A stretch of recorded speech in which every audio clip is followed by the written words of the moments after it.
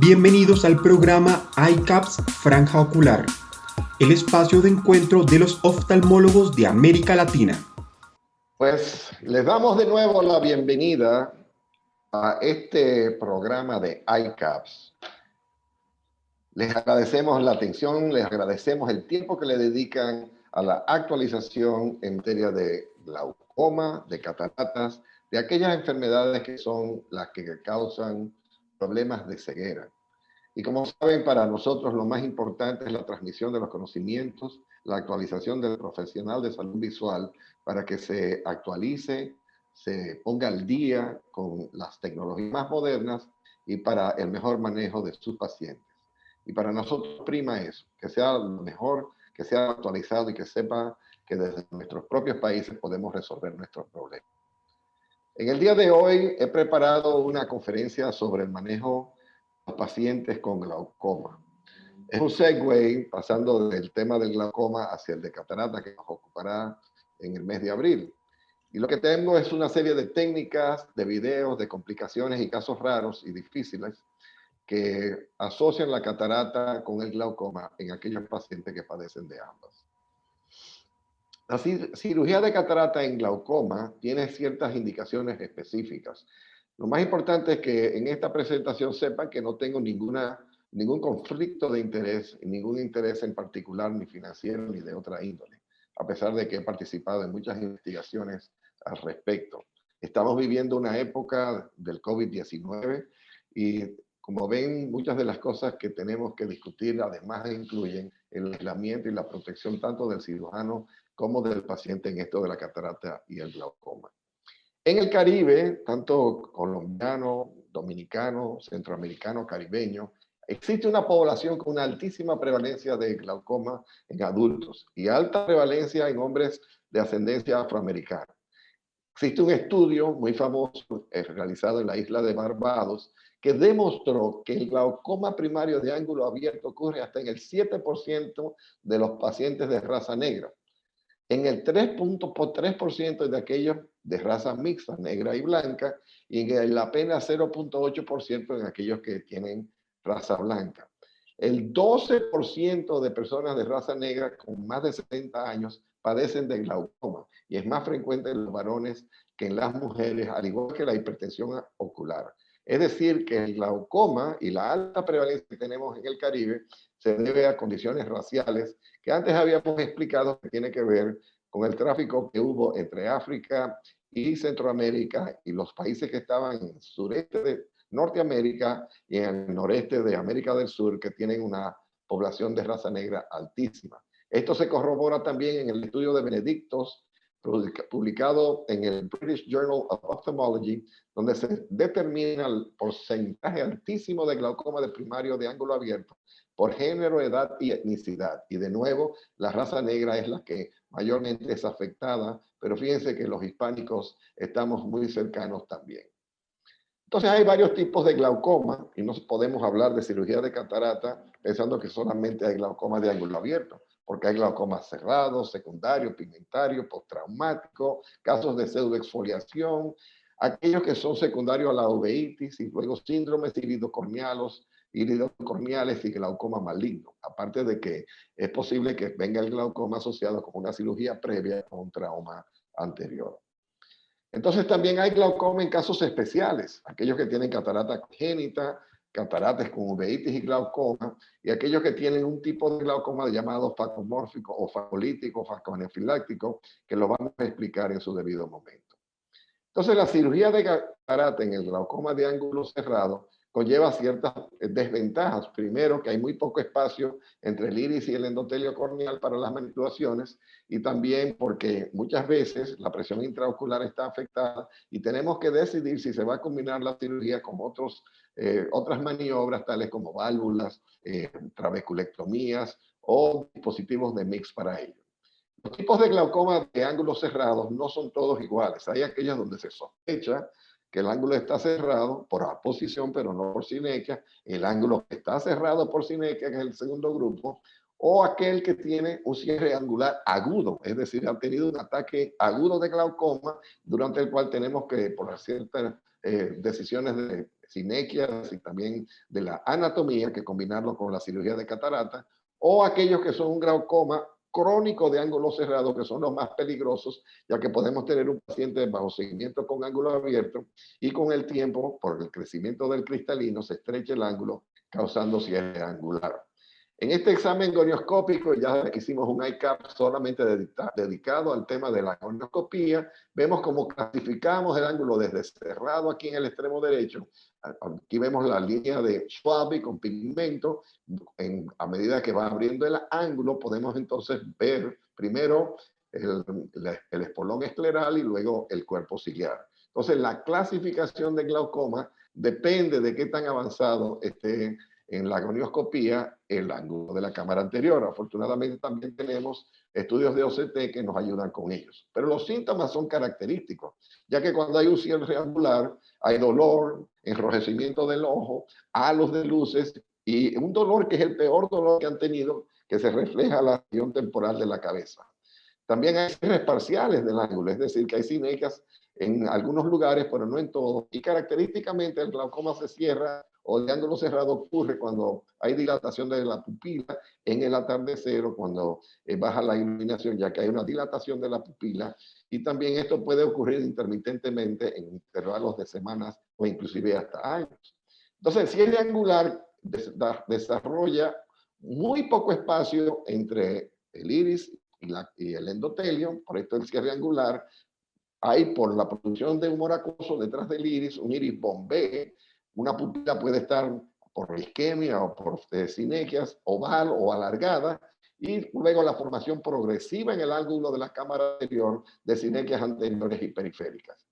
El progreso o el agrandamiento del cristalino es normal en el ser humano, pero hay ciertos tipos de glaucoma donde es tan grande el cristalino, es tan grande el crecimiento anteroposterior que hay un cierre angular, y esto le llamamos el glaucoma facomórfico, donde el ángulo iridocorneal ya es estrecho. Esto causa un bloqueo pupilar, un aumento de la presión en la cámara posterior, y casualmente son de los tipos de glaucoma cuando hay iris bombé que responden a la iridotomía. Pero hay otro tipo de glaucoma facomórfico donde tenemos una catarata como esta, que es una catarata blanca. Hay aquellos que además de blanca tienen líquido y puede ser morganiana.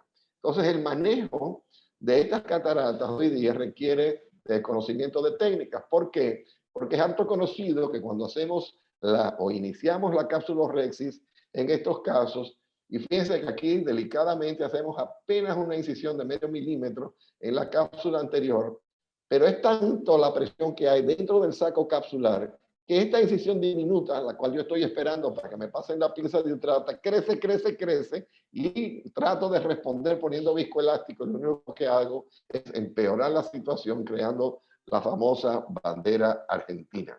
Y esto es un desastre, ya que nos impide hacer una cápsula Rexis perfecta.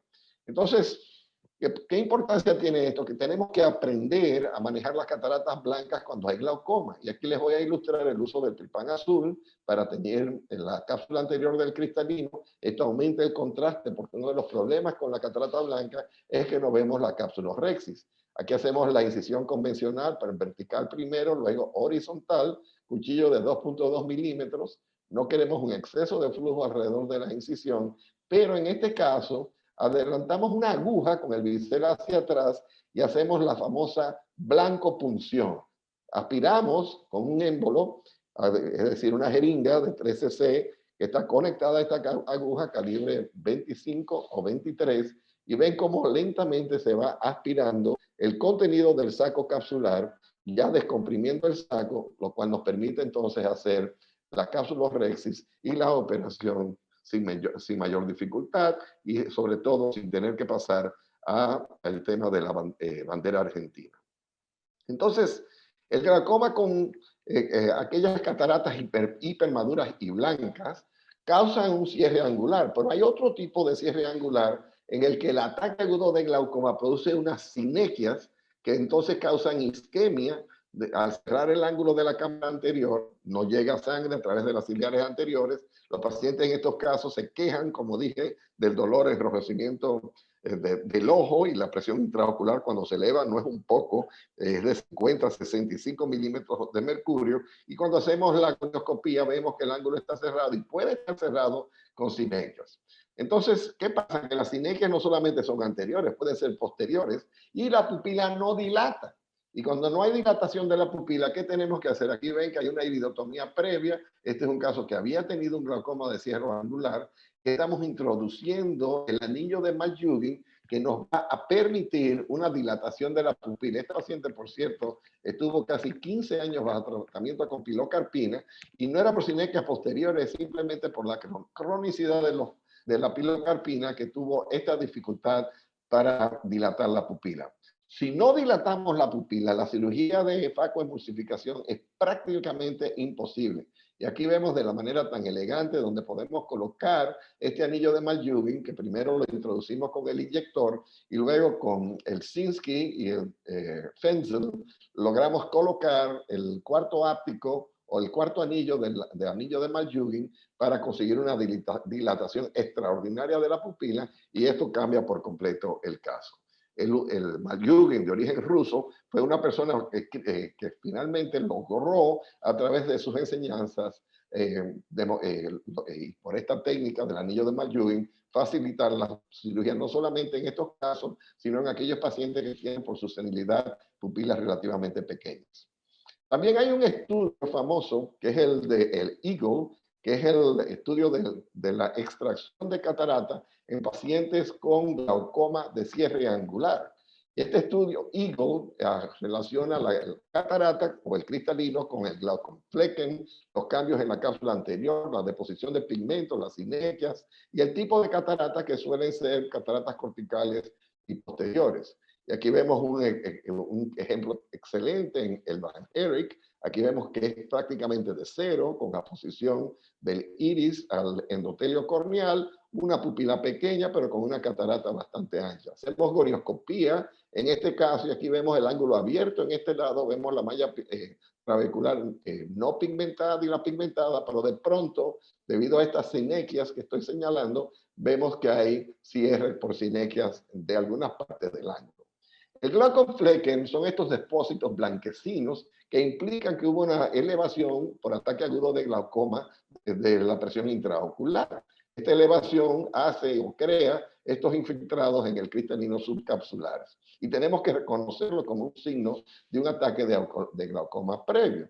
Y aquellos que tienen ataques repetitivos, sabemos que más de los ataques que producen sinequias también están bajo tratamiento con pilocarpina o otros mióticos, los cuales complican la cirugía. Sus células, debido a la isquemia, son débiles, pueden tener cataratas morganianas, como las que ya presenté, o peor aún, las que son brunescentes y migrans. Aquí vemos un caso que, como ven, tiene múltiples iridotomías, ya que se compartimentalizó el espacio entre el iris y el cristalino, siendo necesario abrir primero acá, no rompí el ataque, luego hacer otra iridotomía y tenemos una iridotomía inferior. Esto no es atípico. ¿Cuántos ganchos hay? No es solamente el de Maljugin. Aquí vemos que son aquellos ganchos de la Grieshaber, hay los anillos verdes de Batarji, la pupila perfecta. En Asia están utilizando este anillo metálico que es reusable. En fin, tenemos que tener en nuestro armamentario, en nuestro arsenal, la habilidad para hacer estas cosas. Entonces, este primer caso es de un paciente que tiene una sinequia posterior, como ven, en una bula, porque ha sido operado previamente de glaucoma con una trabeculectomía, y pueden ver la parte pigmentada de este anillo que adhiere el iris a la parte posterior.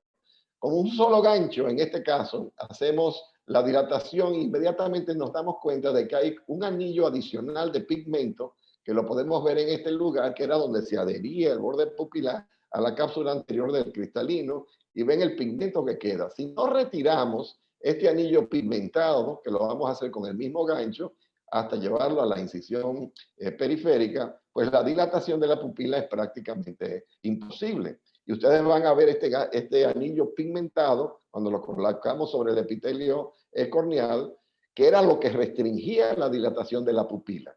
Luego colocamos viscoelástico y esta pupila, que apenas tiene 2,5 milímetros, al hacer la dilatación ahora con el anillo, vemos que no hay más sinequias. Quiere decir que podemos proceder sin tener que usar un Maljugend, ya que si yo logro 4,5 milímetros de dilatación pupilar, ya yo puedo realizar una facoemulsificación. Y en este caso, miren qué maravilla, y se procede igualmente a hacer el tratamiento necesario. ¿Qué técnica utilizar cuando tenemos que hacer en pupilas pequeñas la cirugía? Pues todo depende de su técnica habitual. Pero aquí tenemos, igual que en el caso anterior, que usar ganchos o 2 ganchos para lograr la dilatación de la pupila, además de que tenemos que retirar las adherencias del iris al cristalino y esta membrana o anillo que causa la fimosis pupilar para lograr ampliar esta herida. Si no dilata con los 2 ganchos, tenemos que entonces proceder a los anillos de Maljugend o los ganchos de Grieshaber para lograr la dilatación, pero fíjense que hermosamente lo dilató esta pupila luego de romper estas sinequias y retirar este anillo de pigmento, permitiéndonos entonces hacer la facoemulsificación. En este caso, logramos introducir viscoelástico, removemos el anillo periférico, y se procede a una técnica de Phaco Chop. ¿Por qué Phaco Chop? Porque no podemos ir muy a la periferia y si tratamos de ir a la periferia, la punta del facoemulsificador se va a encontrar con el iris causándonos problemas. Y este caso felizmente termina con la introducción de un lente intraocular y una cirugía exitosa.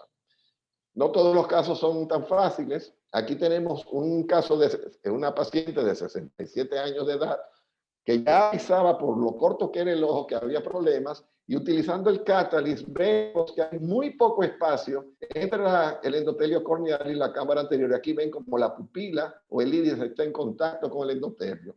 Buscamos los procesos de márgenes de seguridad y este ojo que ya fue realizada la capsulorhexis nos permite entonces con una técnica de shock, fíjense, sin casi tener que usar ultrasonido, el Zicafé o el Catalyst o el láser de femtosegundo permite la dilatación y el corte de las partes internas del ojo. Este es un caso, por cierto, del profesor Burkhard Dick, y ustedes ven que él casi ni utiliza la facoemulsificación, ya que el láser de femtosegundo logró hacer la dispersión o el corte interno del cristalino y con solamente aspiración, sin casi ultrasonido, elimina esta catarata.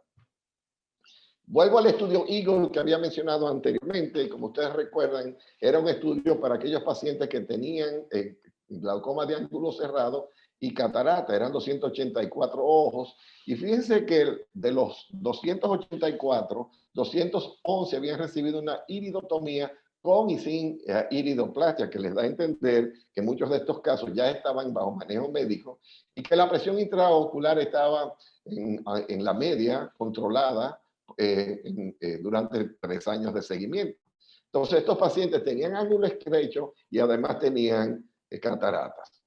La idea era que al remover el cristalino, la teoría, nosotros lográbamos ampliar el ángulo de la cámara anterior, aumentando la filtración a través del trabéculo, y al abrir la cámara teníamos que abrir el ángulo de la cámara interior, y efectivamente logramos hacer eso. En el estudio de Eagle demostró que solamente con la cirugía de catarata los glaucomas de ángulo estrecho reducen 3,5 milímetros de presión intraocular o un 35% de la presión previa. De manera que no siempre hay que combinarlos con trabeculectomía, siempre y cuando no tengan sinequias anteriores, simplemente por el espacio anatómico que se crea al remover el cristalino. Pues otro tipo de glaucoma secundario es el de pseudoexfoliación. Y aquí vemos cómo esta caspa que ocurre en el borde pupilar, más común este tipo de glaucoma en pacientes de origen escandinavo, produce un tipo de glaucoma llamado pseudoexfoliación. Antes se creía que se formaba en la cápsula anterior del cristalino, luego se entendió que venía del proceso del cuerpo ciliar y de las células. Y este tipo de glaucoma fue estudiado y publicado por Shingleton y también por Damje y Jacobi. Este glaucoma, en los 1.122 casos de Shingleton, logra que por 7 años, cuando se combina la operación con la trabeculectomía, se controle la presión. Y que cuando se hacía la cirugía combinada, es decir, la cirugía de glaucoma junto con la cirugía de catarata, a estos pacientes le iba mejor que cuando solamente se hacía la trabeculectomía y luego, si era necesario, posteriormente la cirugía de catarata. ¿Por qué? Porque mejoraba la agudeza visual y además porque podían controlar mejor la presión.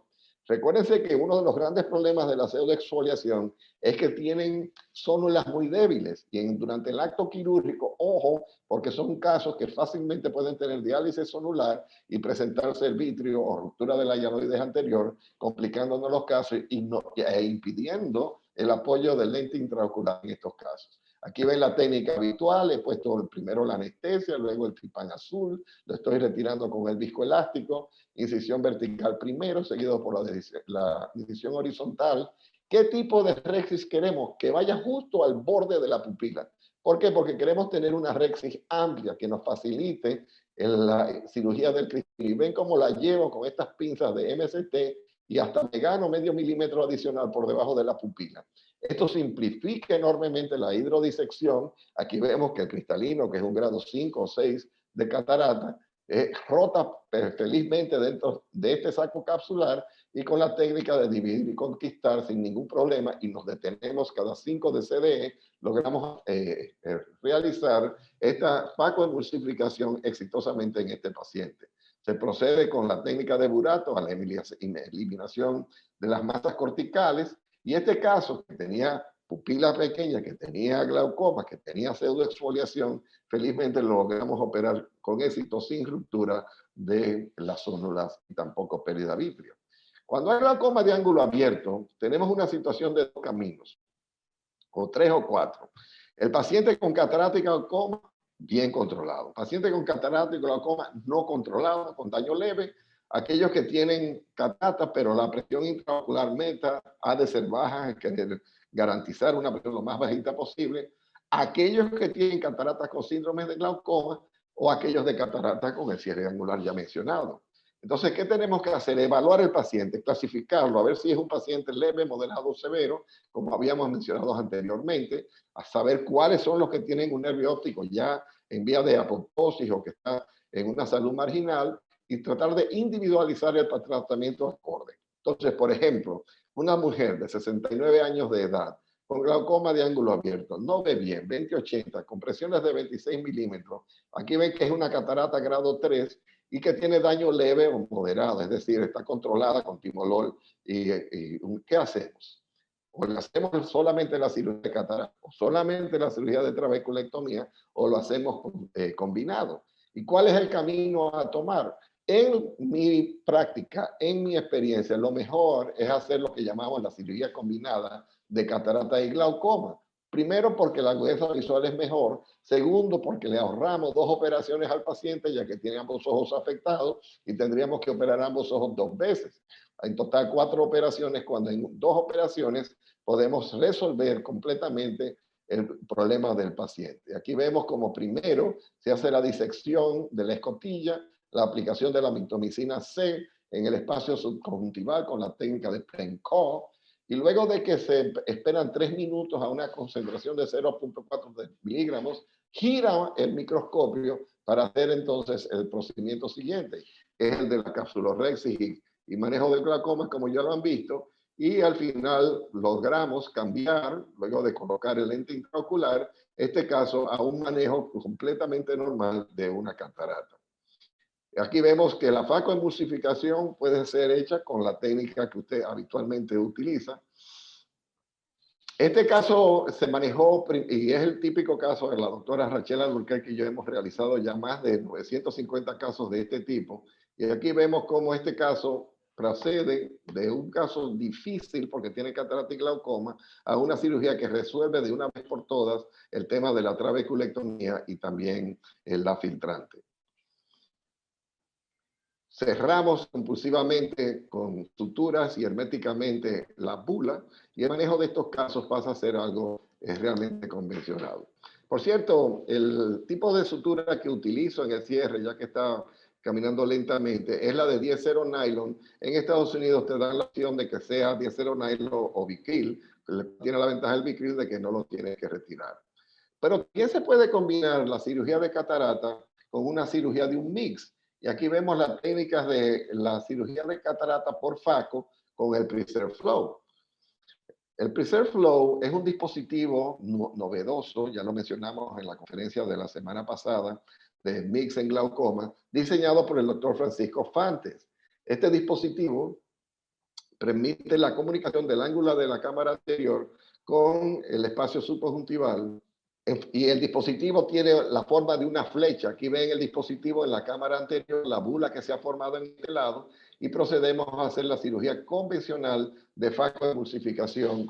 Y esto sería, en vez de ser combinada la cirugía, como mencionamos anteriormente, sería llamada secuencial.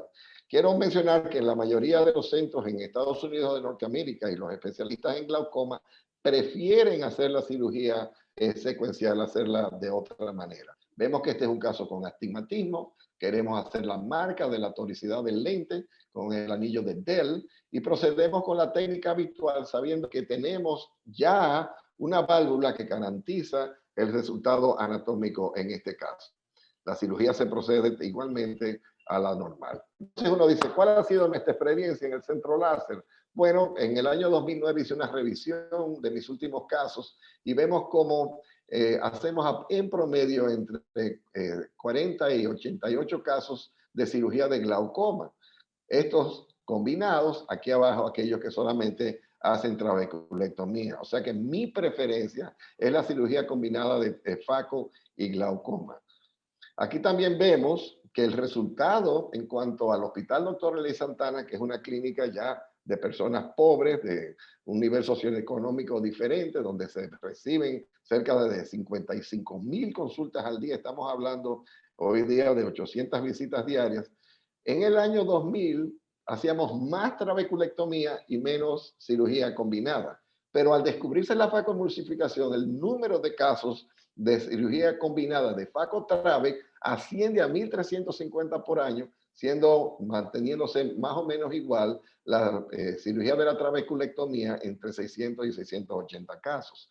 Hoy día, la mayoría de los pacientes que tienen catarata y glaucoma en el hospital reciben la cirugía combinada. Y aquí ven la curva de la trabeculectomía sola y aquí la curva combinada gracias a la introducción de la facoemulsificación. En estos casos típicamente, lo ven acá, tienen las suturas en el margen conjuntival y luego la otra. Entonces tenemos la secuencia, tenemos la simultánea, tenemos el uso de los mix y tenemos el tema de las otras cirugías combinadas, porque hoy día las técnicas nos permiten realizar estas operaciones, pero el gold standard, el estándar de oro sigue siendo la trabeculectomía. Entonces, las desventajas de la trabeculectomía, cuando lo hacemos solamente, es que después tenemos que realizar una operación de catarata. Por cierto, que cuando se hacen combinadas, siempre se escoge introducir la catarata por un lugar distinto a donde se hace la trabeculectomía, porque parece que la presencia de la cánula y el ultrasonido y el calor que genera hace menos posible que la bula tenga éxito.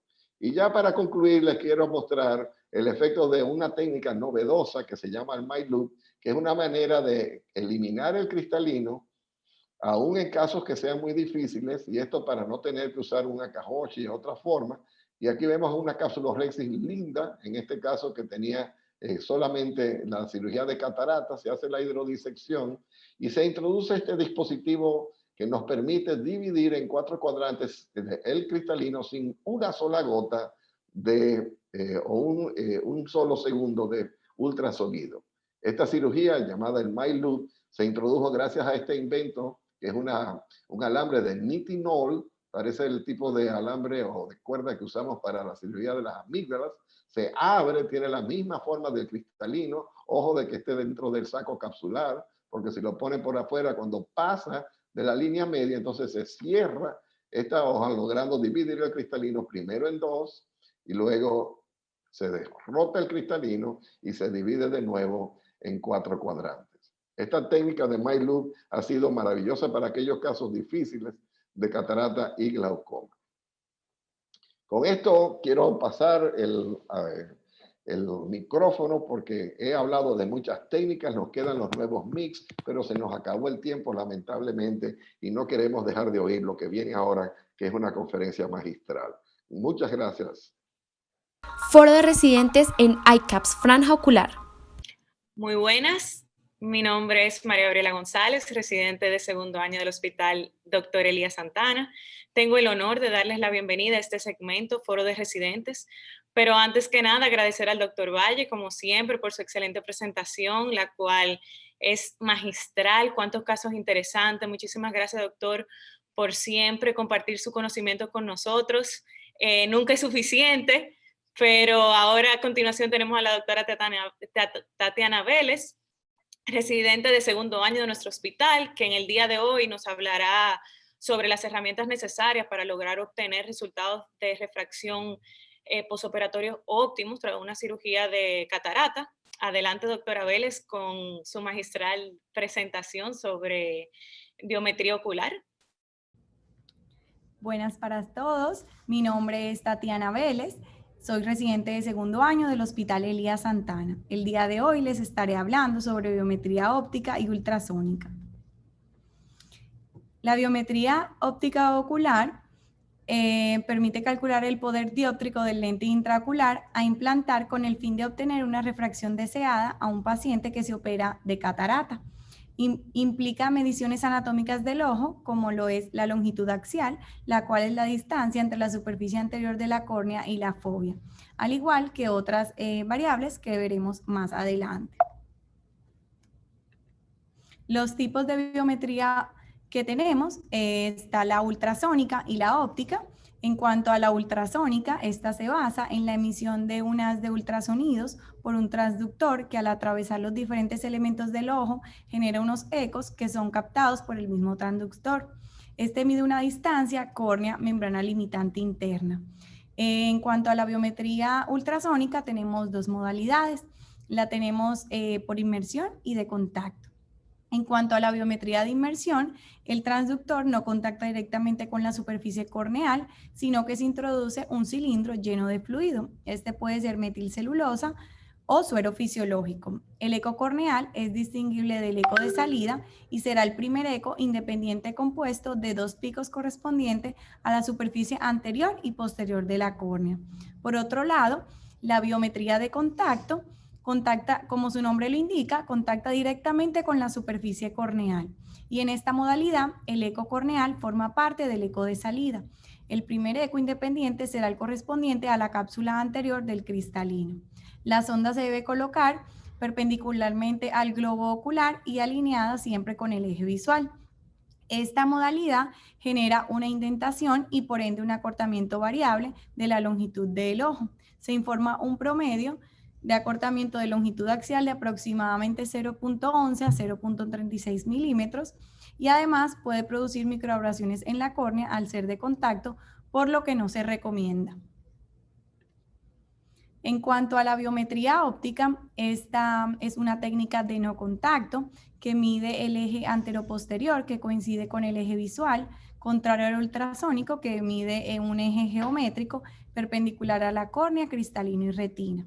Este mide la distancia córnea-EPR, al contrario de la ultrasónica, como lo habíamos mencionado anteriormente, que mide córnea-membrana limitante interna. Hay que tener en cuenta que por medio de la biometría óptica aún no se pueden realizar mediciones en algunas cataratas muy densas, por lo que la técnica de inmersión aún será utilizada en este tipo de casos. Entonces, los biométros ópticos que utilizan la interferometría de coherencia parcial, estos implementan un láser de diodo con una longitud infrarroja de 780 nanómetros y estos son los equipos que tenemos actualmente. Tenemos el AL-Scan de Nidec, tenemos el IOL Master, que fue el primero que se introdujo, que se introdujo en aproximadamente 1999, y tenemos el Pentacam AXL de Oculus, el cual fue introducido al mercado en el 2015. Es un Pentacam con software completo más biómetro óptico. También tenemos los que tienen la reflectometría óptica de baja coherencia, como lo son el Lenstar, el equipo Aladdin y el Galilei G6, el cual es un biómetro óptico que tiene incorporada un topógrafo de disco de plácido que se diferencia ya como tal de la interferometría de coherencia parcial en la fuente de la luz y la configuración del interferómetro. Ya cambiando la otra modalidad que tenemos en cuanto a los biómetros ópticos, tenemos esta más nueva, el Swept Source, que es el fuente de barrido, el cual tenemos el IOL Master 700, el cual es el primer biómetro óptico que empleó esta tecnología, el cual se introdujo en 2014, que permite visualizar la córnea, el cristalino y la mácula, lo que ayuda a una verificación de la fijación del paciente al observar muy bien la depresión de la fobia. Inclusive puede ayudar a detectar patología macular evidente, como lo es cualquier alteración macular, como un agujero macular. Este tiene una mayor precisión al medir la profundidad de la cámara anterior y además permite medir la longitud axial en ojos con cataratas densas. Otros equipos que emplean esta tecnología está el OA2000, el Tomei, el Argos, también tenemos el A-Stars, tenemos el Anterior. Las limitaciones que presenta la biometría óptica es que son de un alto costo, requiere buena fijación del paciente, además de una buena cooperación de estos. Los ojos con medios densamente opacificados son muy difíciles, presentan incapacidad de la luz infrarroja de atravesar estas superficies opacas, por lo que en algunas ocasiones no es posible realizar las mediciones. En cuanto a las diferencias, tenemos que la principal es que la biometría ultrasónica emite ultrasonidos, como su nombre lo indica, mientras que la óptica emite un haz de luz. Entonces, en la óptica es más rápido la curva de aprendizaje, mientras que en la ultrasónica es más lenta. Operador independiente, mientras que la ultrasónica depende del operador. La óptica, todas las medidas se pueden presentar en un solo equipo, mientras que la ultrasónica requiere trasladar la información desde el queratómetro. En la óptica hay ausencia de contacto, mientras que la ultrasónica contacta directamente con el ojo, por lo que hay más riesgo de contaminación. En cuanto a la óptica, se pueden almacenar los datos, mientras que en la ultrasónica no. Y en la óptica es por medio de una detección automática, mientras que la ultrasónica es manual. Entonces, unas perlas en biometría, tenemos que si la longitud axial es muy difícil de obtener y el ojo parece tener una longitud superior a 25 milímetros, se debe sospechar un estafiloma. Al medir un ojo que contiene una lente intraocular, se debe ignorar los ecos de reduplicación múltiples que se observan en el espacio vítreos, que son causadas por la misma lente. Se debe medir la longitud axial de ambos ojos a una centésima de milímetro más cercana y se debe registrar cuidadosamente. Si planifica la inyección de aceite de silicona en el espacio vítreo, realice una medición precisa de la longitud axial antes de hacerlo y ponga esta información a disposición del paciente. Entonces, los principales factores para la elección del lente intraocular, tenemos que se deben realizar unas mediciones precisas en cuanto a la biometría, la selección del cálculo mediante las fórmulas y se debe evaluar las necesidades y las expectativas individuales de cada paciente.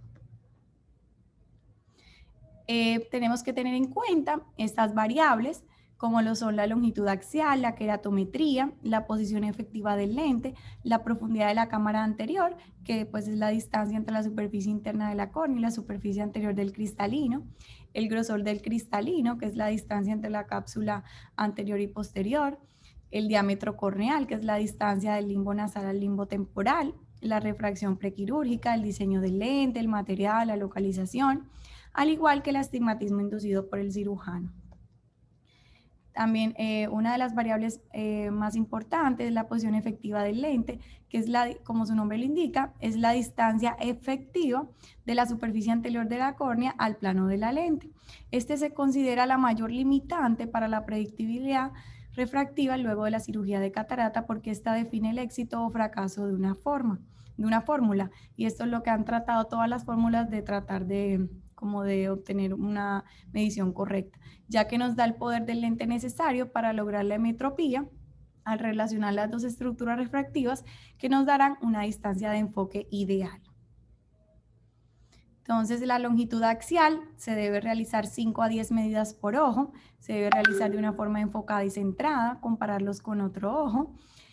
La queratometría son 6 puntos periféricos enfocados, se debe tener una apertura amplia de los párpados y se debe realizar 3 medidas por ojo.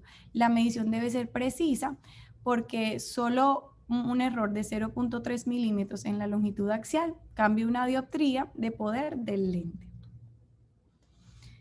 En cuanto, hablando un poquito de la historia, tenemos que alrededor de 1766 se realizó la primera idea de sustituir el cristalino por un dispositivo óptico luego de la cirugía de catarata. Alrededor de 1949 se implantó el primer lente intraocular y se evolucionó de la forma intraocular a la forma extraocular. En los 70s empezaron a obtenerse equipos de ultrasonidos disponibles en el mercado y se realizó la formulación de la primera fórmula teórica y empírica para los lentes. En 1967 se realizó la primera cirugía por facomulsificación y en 1981 se realizó la segunda formulación de las fórmulas, la fórmula SRKT. En la actualidad tenemos las fórmulas de tercera y cuarta generación que tenemos disponibles, que veremos más adelante. Entonces, hablando un poquito de cada fórmula, entonces tenemos que las de primera generación evaluaban que la posición efectiva de la lente era un valor constante para cada modelo de lente intraocular. Ya las de segunda generación, esta posición efectiva de la lente se convirtió en una variable que cambiaba en función ya de la longitud axial. Entonces, cuanto mayor era esta, mayor era la posición efectiva de la lente. Ya las fórmulas de tercera generación, esta posición efectiva de la lente era calculada ya a partir de la longitud axial y de la queratometría. Entonces, a mayor longitud axial, mayor posición efectiva de la lente, y a mayor queratometría, mayor posición efectiva de la lente. Las de cuarta generación, el cálculo se realiza a partir de 2 o más variables, como es la Holiday 2, que emplea hasta 7 variables predictoras para la posición efectiva de la lente, como lo es la profundidad de cámara anterior, el grosor del cristalino, el diámetro corneal horizontal, la refracción preoperatoria y la edad. Y ya otras fórmulas, tenemos las fórmulas de trazado de rayo paraxial y las formas de rayos exactos. Entonces, las fórmulas basadas en la óptica geométrica, tenemos las que utilizan la forma paraxial y las exactas. Entonces, tenemos las fórmulas de divergencia que se basan en el concepto de divergencia de la luz en cada superficie refractiva. Por el contrario, tenemos el trazado de rayos, que en este método se analiza la propagación de uno o varios rayos superficie a superficie, calculando el cambio del ángulo de incidencia y refracción, así como la altura del rayo.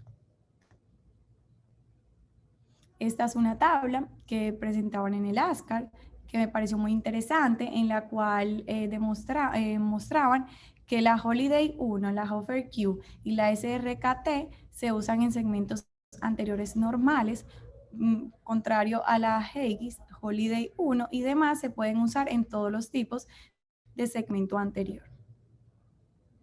Estas son las plataformas disponibles que tenemos por internet, como lo son el Barrett Universal 2, la Panacea.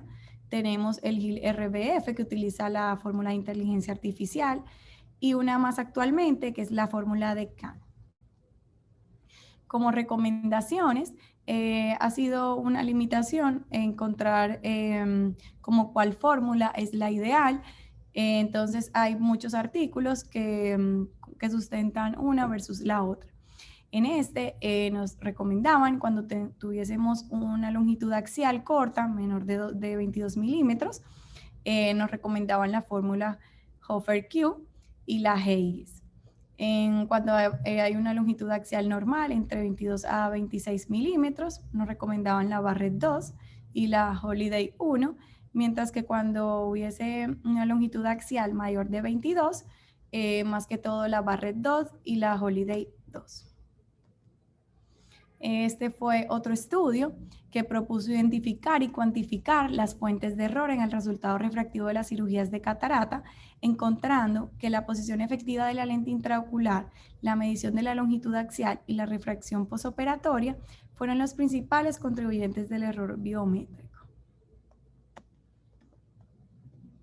Este fue otro artículo fue llamado En busca de la fórmula perfecta, y en lo que más hablaba era que todo el que desarrolla una fórmula dice que su fórmula es la mejor, y no necesariamente es que se produzca un sesgo, sino que es que la fórmula se desarrolla a base de datos hasta que produzca los mejores resultados. Pero que produzca los mejores resultados con otra serie de casos ya es algo completamente diferente. Entonces hay que tenerlo en cuenta. Entonces, ¿cómo mejorar los resultados? Este es como el IOL Master Checklist que hay que tener en cuenta siempre a la hora, pues, de realizar la ecografía. Entonces, al menos tenemos que tener en cuenta en cuanto a la longitud axial, que tenemos al menos 5 mediciones dentro de 0.05 milímetros, que la longitud axial del ojo derecho y ojo izquierdo estén dentro de 0.33 milímetros. En cuanto a la queratometría, que la K1 y la K2 estén dentro de 0.25 dioptrías en cada meridiano, y que el astigmatismo para cada ojo sea menor de 2.5. En cuanto a la profundidad de cámara anterior, se debe tener 5 medidas consistentes y debe ser mayor de 2 y menor de 4.2 milímetros.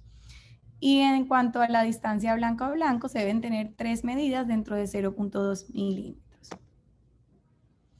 Hay que tener estas consideraciones para reducir los errores refractivos, principalmente teniendo atención a la película lagrimal, más en los lentes premium. Hay que tener en cuenta que se debe realizar por un único operador para obtener mejores resultados. Se debe realizar una medición predilatación y tener en cuenta el instrumento de medida. Ya finalizando, los mensajes para llevar a casa es que ninguna fórmula es válida si los datos no son confiables. Los datos más confiables son obtenidos en los sistemas automáticos. La longitud axial más precisa se consigue por medio de biometría óptica. Los datos biométricos deben estar correlacionados con la historia clínica. Cuando la longitud axial, cuando es mayor de 26 o menor de 22, se debe confirmar. Se debe confirmar la queratometría cuando sea mayor de 47 o menor de 40. Se deben usar fórmulas de cuarta generación. Cada lente intraocular tiene su propia constante y su propio cálculo. Cuando hay cambio de equipos de biometría y de lentes, se deben personalizar las constantes. Y cuando tengamos dudas y casos complejos, se debe consultar la literatura y sitios específicos. Esto es todo por hoy. Muchísimas gracias. Gracias, doctora Vélez Osorio. Yo sabía que ibas a dar una conferencia fuera de serie. Tienes el don de la oratoria. Entonces, a ver, descuélgame o deja de compartir para que tenga una breve conversación antes de pasar a las noticias de última hora. Sí, ya. Doctora Vélez, uno de los grandes problemas en la biometría, y lo vivimos a diario, es el tema de que si nos equivocamos con la longitud axial, el error se multiplica por 2.5 dioptrías, ¿no? Mientras que un error en la queratometría, apenas en la fórmula de SRK y toda la fórmula realmente, te hace errar por apenas una dioptría. Pero los pacientes quieren quedar perfectos. Ellos quieren quedar perfectos. Entonces, a ver, tú que has rotado conmigo, ¿qué haces para garantizar? ¿Cuáles consejos tú le das al oftalmólogo que está en práctica para que diga, mira, si ves esto, no debes tomar ciertas medidas? ¿Qué equipo tú prefieres sobre cuál otro? Sincérate en cuanto a qué en la práctica tienes que hacer para garantizar un resultado óptimo. Bueno, lo primero que todo es evaluar las expectativas del paciente y las necesidades que estos presenten. Evaluar qué es lo que él quiere conseguir en cuanto a la refracción final de ellos. Revisar muy bien que tenga la película lagrimal en buenas condiciones, que no tenga ninguna condición que afecte la refracción, como un ojo seco. También, bueno, en cuanto al equipo que más pudiese preferir, es el IOL Master 700, que ha llegado pues como a revolucionar la tecnología, ya que nos ayuda incluso a penetrar cuando tenemos cataratas densas, que antes no se podía lograr con biometría óptica y tendría que hacerse por medio de inmersión. Entonces, este llegó como a poderse realizar en cuanto a todo tipo de catarata, podría ayudar incluso en la centración de los pacientes, o sea, en cuanto a que focalicen bien y nos ayuda muy bien en cuanto a esto. Tú sabes que diría yo que con todo lo sofisticado que tenemos ahora en cuanto a equipamiento, lo primero es que en biometría no hay comparación en la precisión entre un aberrómetro, es decir, un equipo en el que se hace una medida de longitud axial como el IOL Master, el Pentacama XL o el Lenstar. ¿Por qué? Porque el aberrómetro se equivoca a 0.1 milímetros o menos. Mientras que el biómetro por sonografía, típicamente el error puede llegar a 0.3, 0.4 milímetros, que ya le agrega o le quita una dioptría. Entonces, siempre que podamos, y ahí el IOL Master 700 superó al 500 porque pasaba a través de cataratas densas, ¿no? Pero cuando ya no se puede con el IOL Master, tenemos que obviamente usar la inmersión y no queda de otra. Y luego, la diferencia entre hacerlo por inmersión o por contacto es que cuando ponemos la puntita del sonógrafo de contacto, podemos deprimir la córnea y eso también te induce un error. Pero yo diría que después de eso, el error más común que tenemos es con el ojo seco. ¿Y usted qué recomienda para el paciente de ojo seco? Mejorar siempre la superficie. A ver, pero ¿cómo lo manejan? ¿Se lo hace el mismo día, pasado mañana, una semana? ¿Cómo lo manejan? No, bueno, yo le inicio el tratamiento y lo voy citando constantemente, obviamente que sea constante. Lo cito a las 2 semanas o al mes para evaluar cómo sigue y de acuerdo a cómo yo lo vea, ahí veo si sí puede ser objetiva o no la medición que obtengamos por medio de este. Steve Tell y muchos de los que yo conozco, Gil es otro, tiene todo un checklist, un protocolo cuando el paciente es de ojo seco.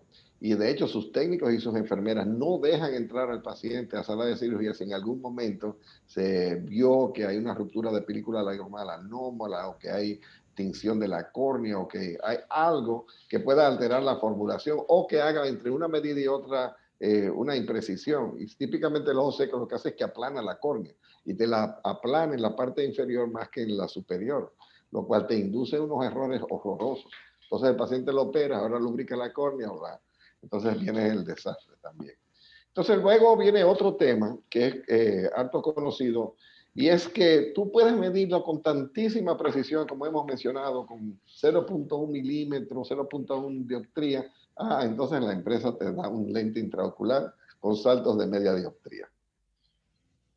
Entonces, ¿qué hace eso? Que en vez de tener un éxito en la parte de la selección del lente, implícito está un error de 0.5 dioptrías, porque tú vas a estar más o menos 0.5 dioptrías de la meta. Entonces, ¿qué uno puede hacer para mediar o que no sea tan grande el error? Afortunadamente, las nuevas plataformas de lentes intraoculares te permiten, como el iHands, como el PanOptix, como el Symphony, el poder escoger algo que aunque no le des medio a medio, como tiene una curva de desenfoque que nos permite compensar por esa diferencia. Entonces, gracias Tatiana, ha sido lindísima tu presentación, te voy a invitar de nuevo porque hablas tan lindo. Gracias, Yo quería salir ahora porque les tengo un mensajito. Gracias, doctor. Gracias Tatiana. En iCaps Franja Ocular conoce las noticias de última hora. Gracias y como complemento a la maravillosa conferencia que nos ha dado la doctora Tatiana Vélez Osorio, le quería crear el ambiente para lo que viene en los próximos meses, que es el tema de la catarata. Y vamos a hablar de la cirugía de catarata. Ya mencionamos en este evento lo de la biometría. Por arriba le hablamos de la tecnología moderna que tenemos para el cálculo del lente intraocular, las opciones que existen, como ven en pantalla, de cuál lente intraocular es el perfecto para su paciente. Las fórmulas, como vieron, ya hoy día son de cuarta generación y utilizan un tipo de inteligencia artificial basada en cálculos previos que hemos tenido. Además, el menú en cuanto a los lentes intraoculares es interminable. Para colmo, aquello que antes se hacía solamente de una manera, había que sacar la catarata, ya sea intracapsular o extracapsular. Hoy día tenemos distintos dispositivos para la remoción vía facoemulsificación del cristalino. Y en los países donde hay limitaciones socioeconómicas, hablemos de África o la India, técnicas extracapsulares y de M6 para hacer ello. Grandes avances han habido en la tecnología de la cirugía de catarata. Y simplemente voy a mencionar algunos como el Ultra Chopper, vieron el MyLoop, la división con Akahoshi o choppers del cristalino. Hoy día podemos hacer capsulotomías con el septo, con el femtosegundo, y también podemos utilizar una serie de dispositivos mix en combinación con la cirugía para lograr el efecto deseado en la presión intraocular. Ya ha mencionado a la doctora Vélez Osorio el tema de las medidas biométricas y también vamos a tocar los medicamentos, cuáles son los mejores en el periodo preoperatorio para garantizar una buena dilatación de la pupila, así como en el postoperatorio para el control de la inflamación y para evitar el edema macular cistoideo y la infección. El tema es, como bien dijo la doctora Vélez Osorio, hoy día las exigencias y las expectativas de nuestros pacientes en nada se parecen a las que teníamos hace 30 años, cuando el ojo se quedaba afáquico, o cuando empezó el lente intraocular, que si quedábamos más o menos una dioptría y media, estábamos felices porque eso se corregía con una gafa. Hoy día el paciente no quiere usar gafas, ni de lejos, ni intermedio, ni de cerca. Quieren que se le quite el astigmatismo, la presbicia, la miopía, la hipermetropía, todo. Ellos quieren quedar perfectamente bien, pero lamentablemente no todos los pacientes son iguales. Hay que hacer un traje a la medida y queremos que no solamente sea un paciente agradecido porque se le quitó la catarata, sino agradecido, como dice Guy Kazarian de la Sociedad de Cirugía Refractiva, porque hoy día la catarata o cirugía de catarata es refractiva, no es solamente la remoción del cristalino. Y con eso me despido, le doy las gracias, espero verlos la semana que viene con un nuevo módulo de iCaps, la forma de mantenerse actualizado, la manera de adquirir los conocimientos más recientes y la tecnología de punta en la oftalmología. Muy buenas. Aquí finaliza iCaps Franja Ocular. Te invitamos a conectarte la próxima semana.